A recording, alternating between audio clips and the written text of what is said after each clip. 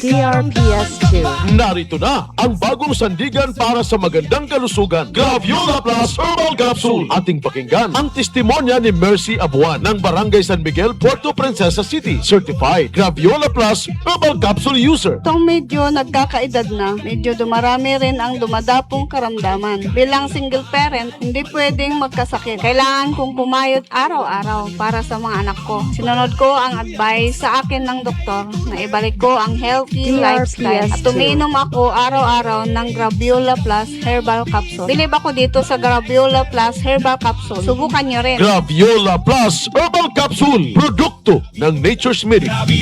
Graviola plus herbal